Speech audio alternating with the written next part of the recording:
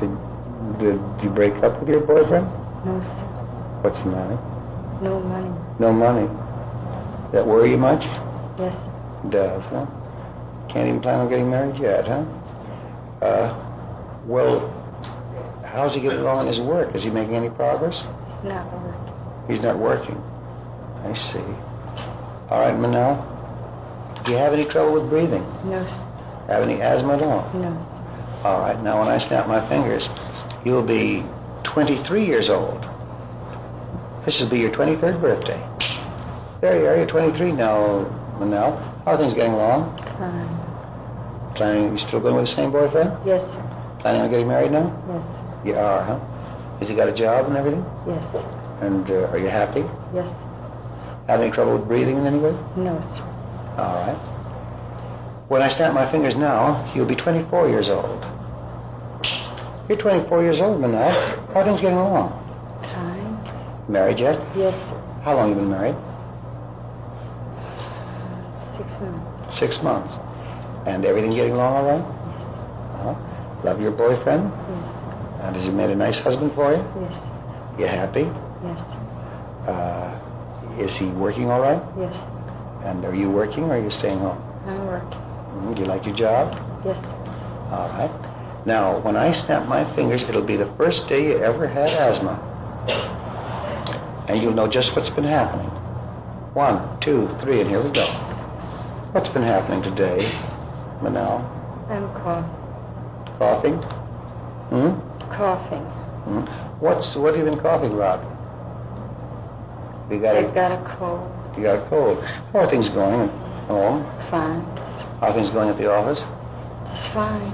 How are you getting along with your boyfriend? Just Your fine. husband? Uh-huh. And now, this will be the first day you ever got asthma. Something must have happened that caused a common cold to turn into an asthma.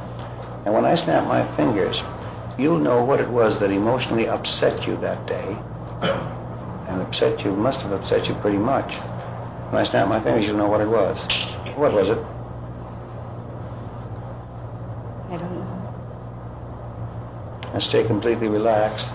And when I lift your hand and drop it, you'll know exactly what it was. And if you want to tell me, you can. If you don't want to tell me, you don't have to. But you'll know what it is, and I'll ask you about it. But you don't have to tell me. Stay completely relaxed. That's right. That's what I mean by staying completely relaxed. Now, Manel, you know what happened that day. And you don't have to tell me if you don't want to. But you can tell me if you do want to. But it's there, and you know what it was. Don't you? No, sir. Don't know what it was. This is the first day you ever had asthma. This will be 5 minutes before you had asthma, before you had your first attack of asthma when I lift your hand. Stay completely relaxed. Now stay completely relaxed. Don't let any resistance go in there. There you are. What's been happening is 5 minutes before a girl named Manel is going to have her first attack of asthma. What's been happening? I just keep coughing and coughing. What are you worried about? I'm not. You're not worried about anything? Don't like to cough. You don't like to cough. Do you think, do you have any ideas on your mind that this might be something more serious than a cough? No, sir. Where's your husband? Is he home? He's with. He's with you. What's he doing about your cough? Anything at all? No, sir. Mm-hmm. Now, how long have you had this cough? 3 weeks. 3 weeks. And still coughing pretty badly. What's been happening these past 3 weeks? I was in the hospital. Oh, now we're getting something. You were in the hospital. With what? Pneumonia. Oh, well, now we want to know. Now we're getting to the point of where we know where the asthma is coming from. So you did have pneumonia and you were in the hospital. While you were in the hospital, you were pretty sick, is that right? Yes, sir. Did you get scared when you were in the hospital? Didn't get scared? You knew at all times that you were going to get well? You sure of that? Did any thoughts come to your mind at any time? Anybody say anything or anything that made you think that you might have a lasting scare from the pneumonia? No, sir. Did you have a lasting scare from the pneumonia? No, sir. You sure that this wasn't a fear that came along someplace in the pneumonia? No, sir. You're not sure, or what did you mean by that last remark? My boss thought I had tuberculosis. Oh, now we're getting it. Your boss thought you had tuberculosis. Now we're getting to the cause of the real fear that was underlying the whole thing, aren't we? Huh, Manel? Yes. And now we're beginning to find out where the asthma came from, aren't we? Because way down underneath, he scared you pretty bad when he thought that, didn't he? I didn't think so. Well, but now that you look back on it, you can see it so clearly again. You realize that his words had some pretty stunning effect on you, didn't they? Yes. Huh? Yes. In other words, the fear is what brought on the asthma.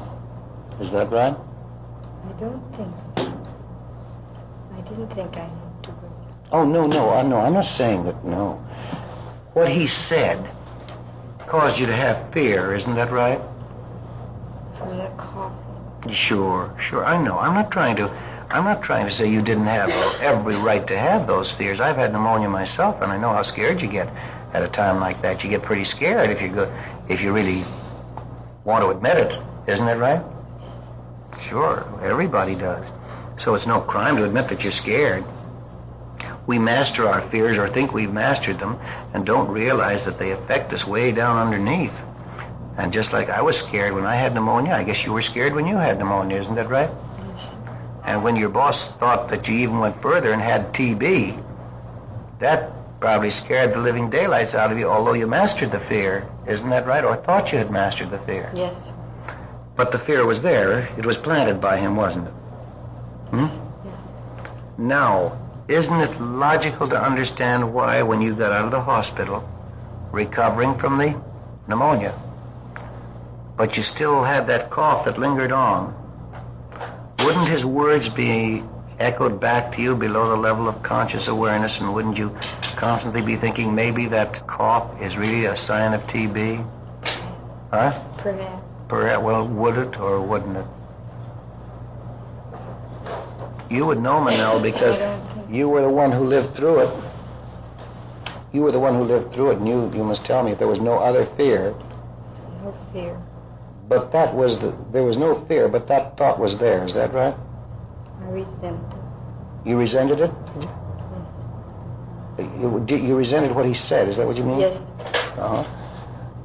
You resented what he said, but did it have an effect on you? Is what I'm trying to get at. Because, Manel, the asthma must have been caused by something. You realize that as well as I do, don't you? Huh? Could it have been the fact that you resented what he said that brought it on, do you think? Or what do you think? Maybe. Because if you had this prolonged coughing attacks after you got out of the hospital, which is what you told me, Yes.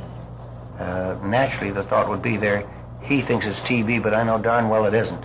Wouldn't that thought be there? Yes. Well, did the boss let you go because you thought it was... No, sir, I quit.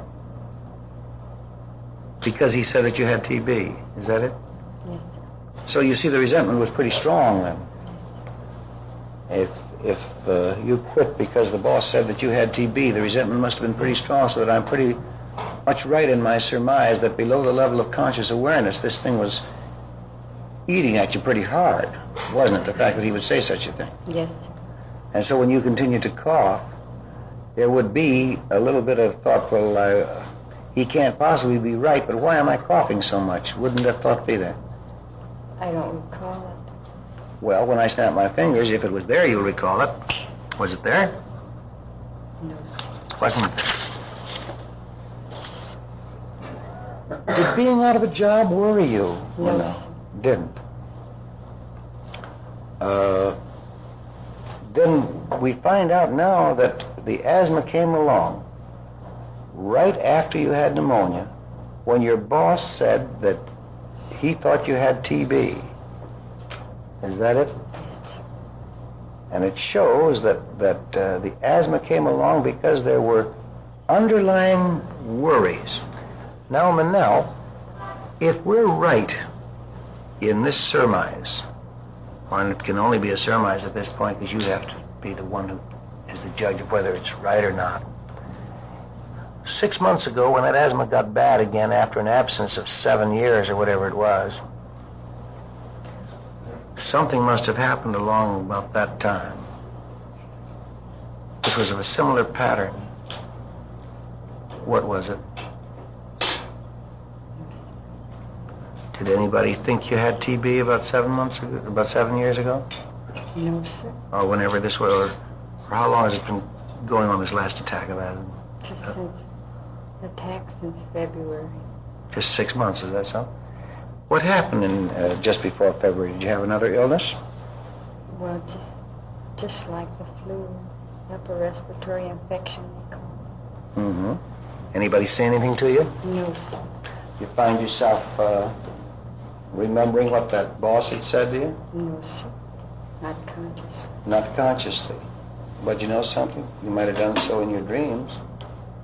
You might have done so when you were sleeping at night and didn't know it, and that would cause the asthma to come right back on. So I'll tell you what I'm going to do. When I have you open your eyes, the oddest thing is going to happen.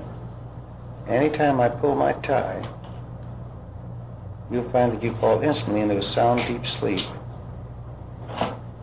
And it won't be the hypnotic sleep. It'll be the same kind of a sleep that you have at night. And you'll only sleep for about 2 minutes. But if you had a dream, like what I'm talking about, you'll have that dream all over again. And you'll be able to tell me about it afterwards. Now, you won't remember that I've discussed this with you after I have you open your eyes, but you will be guided by the suggestions. All right, well, now you can open your eyes now. How do you feel? Fine. Feel pretty good? Can you remember anything we talked about just now? You talked about my asthma. Mm-hmm. That's all. Is that right? No. Mm-hmm. And you feel good? I feel fine. I thought you did. You ever notice this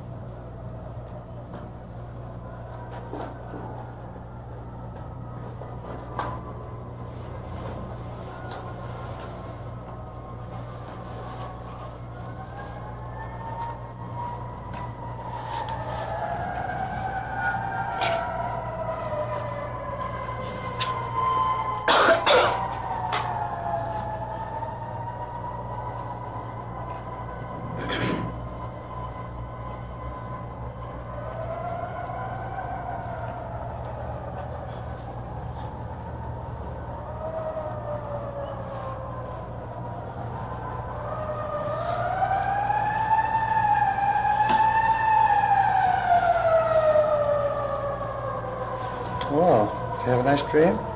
Have a nice sleep? I didn't dream. Didn't dream? Didn't have a dream at all? No, sir.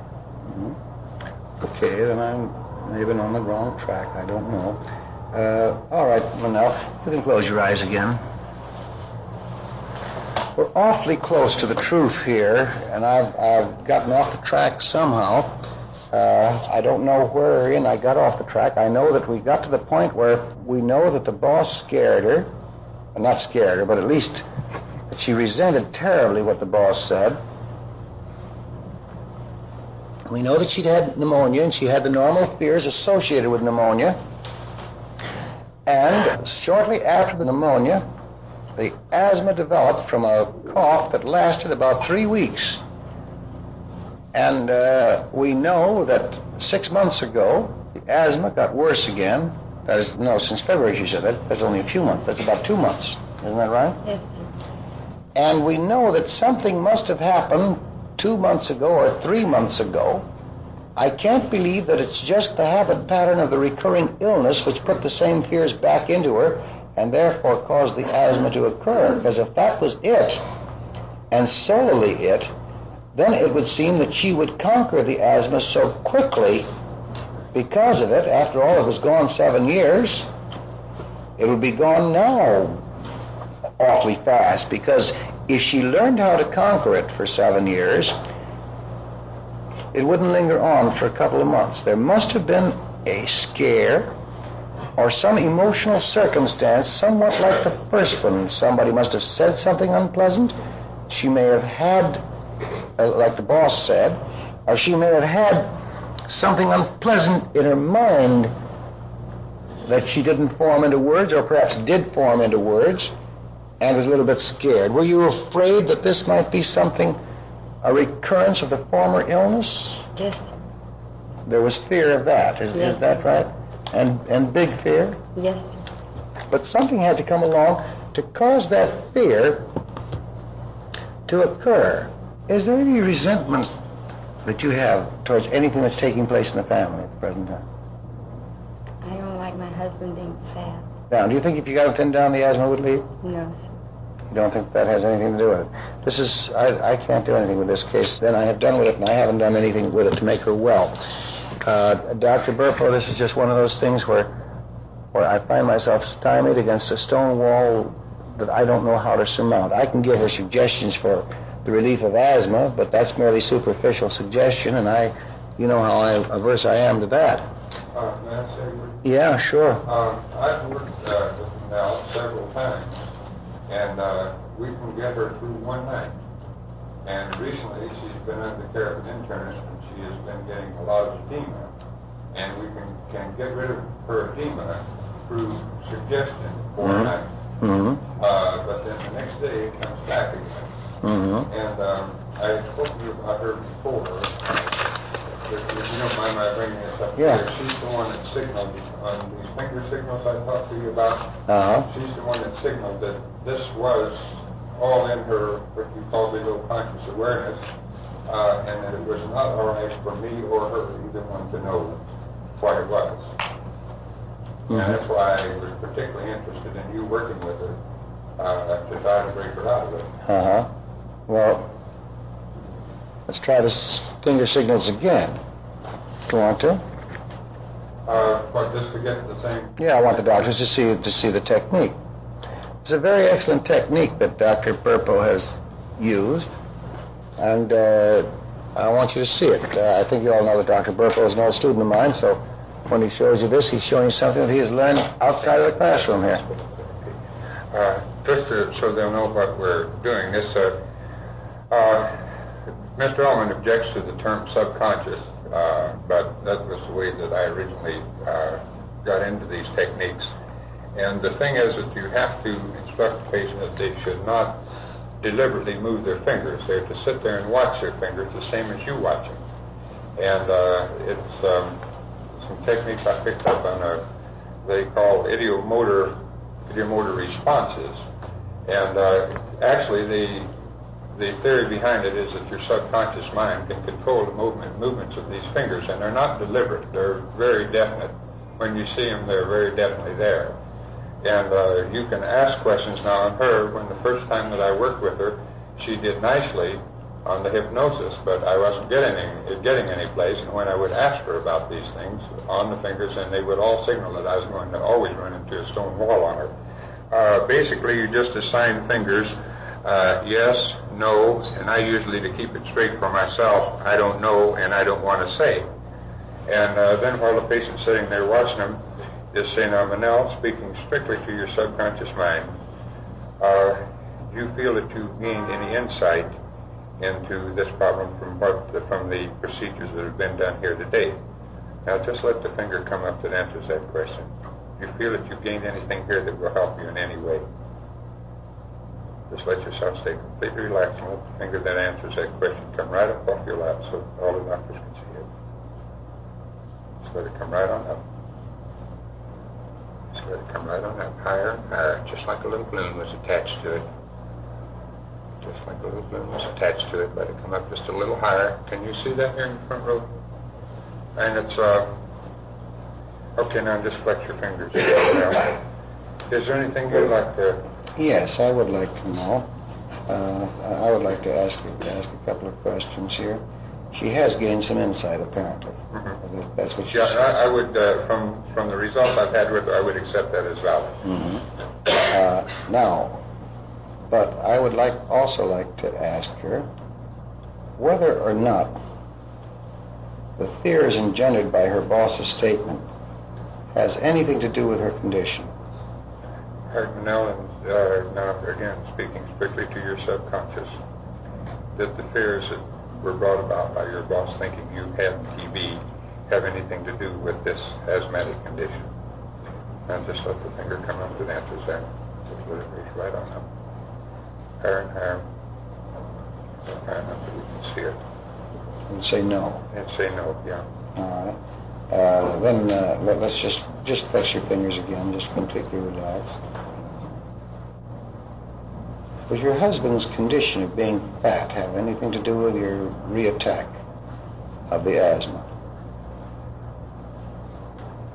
Just let the finger come up to the answers after now.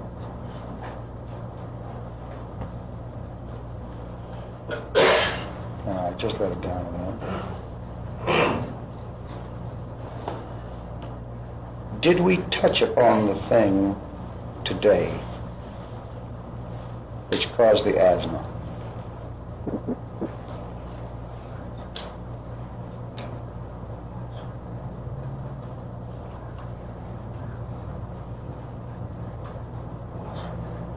That says I don't want to say, is that it? No, that's what I don't know. That says I don't know? I never remember. She does one. I don't know, and the other one is I don't want to say. This is a finger technique which Dr. Burpo has talked to me about, and which in so many instances seems to bear out what we learned in hypnoanalysis. We generally come up against the same stone walls that he finds by the finger. In other words, he says that by doing this technique, he is able to short-circuit the lengthier techniques and find out whether he's going to get any place with that person in hypnoanalysis. Is that correct? I think it takes a certain amount of judgment to go along with it. Mm-hmm. But I've been highly successful mm-hmm. with this and had it bear out. I think I told you about the girl who was afraid of delivery, and on her fingers she signaled that she was, in her subconscious, was afraid, and that she couldn't accept hypnosis for her delivery. I was just checking her out. She did nicely in hypnosis, but she kept saying, I can't do it. Mm-hmm. So I checked her out to see if she could. And on these finger signals, she signaled out that she couldn't. Mm-hmm. Then when I asked her if it was all right with her subconscious for her to know mm-hmm. why she couldn't, and signaled no, and I was going to quit, and I thought, well, I'll ask one more. I said, will it be all right for me to know? And she said, yes, it would be all right for me to know. So I used a sleep technique, and then got her down and shut off her conscious mind from the conversation. Mm-hmm. And she relived her previous deliveries where the doctor wasn't there. Mm-hmm. And that was her real blinding fear, that I wouldn't be there. Mm-hmm. She had signaled she couldn't use hypnosis for either labor or delivery. Mm-hmm. And so then afterwards I asked her again if she could accept it for labor, and she came up with yes. And I asked her if she could use it for delivery, and she came up with no. And so actually she delivered last Monday. And she kept laying there in the bed. I used a sleep technique rather than the coma state because I felt that she was that it had to be something that I could control rather than her control it. And so she used it for her labor nicely. She kept, I conditioned her so that just as soon as I snapped my fingers, she got her analgesia immediately. Mm-hmm. And she kept laying there in bed all during labor saying, I can't do it, I can't do it, I have to have something. And I said, well, do you have any, is there anything bothering you? No, but I know I can't do it. I know I can't do it. So I kind of kept hands off till I thought things were moving along. And she had no obvious pain because she'd tell me that she couldn't do it, but you could watch the sheet and see the contractions take place, and they were when she would be relaxed. I mean, there was no correlation between the two. So I checked her, and she was complete and ready to deliver. In fact, we just got her back to the delivery room in time. Then when she got back there, she started to scream, "I can't do it, I have to have something," and I had to Annette there.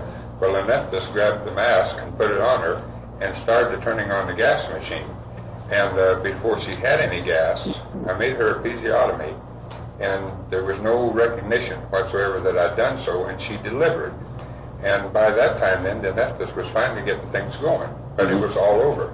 So then I talked to her the next day, and she told me, said, "You know, I didn't even know I had that baby until I heard you say, 'Look at this little boy, isn't he cute?' And I realized that if you knew it was a boy, it had to have delivered." But she checked out all the way on these. Everything that she said on her fingers just checked right out. Well, look, you'll have to do further work on this. I can't devote any more time to it today because I've got to go on with a couple more of these cases. But it does check out up to this point that we hit into a blank wall. Usually we can trace down these asthmatics or these allergies to the actual starting incident which caused it. Now, we do know that the fact that the boss either fired her or she quit because he said she had TB could be a very scary thing to a girl, especially when she didn't believe she had TB. But yet, it would have its effect, and it would take its toll in her level below consciousness. She might consciously reject that statement, but below the level of consciousness, that statement would rankle and continue to rankle and make her ill. I don't know what to tell you on that, Doctor, outside the fact that, so far as I'm concerned, that is a failure for me this afternoon, completely, because I wasn't able to do anything with it that would help a lot. Gene, would you just take a long, deep breath, close your eyes, and relax? Now, relax those eye muscles to the point where they just won't work, and when you're sure they just won't work, test them. That's right. Now, let that feeling go right down to your toes. Now, Gene, when we do this over again, you're going to be able to relax about 10 times more than you've already relaxed. Now, open your eyes. Now, close them.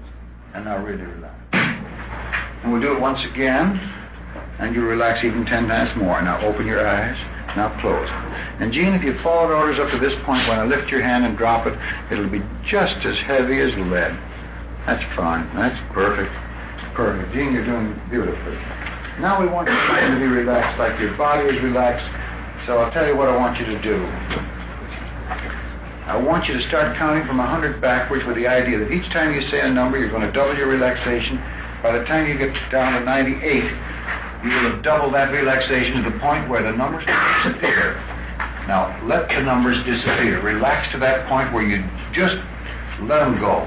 They aren't there anymore. Now, start from 100 and relax like that. 100. That's right. Now relax, completely relax. And if you double that relaxation, you do it about another time or so, you'll find the numbers are gone. They're all gone already? They're gone, let them go. They gone? Yes, sir. Good. That's fine. Gene, you're doing beautifully. That shows that you want the help. And maybe, I hope to God, I'll be able to give you that help. Gene, this tic that you have, I want to go back and find out, if we can, what caused it. I know that usually a tic develops sometime after the person is born.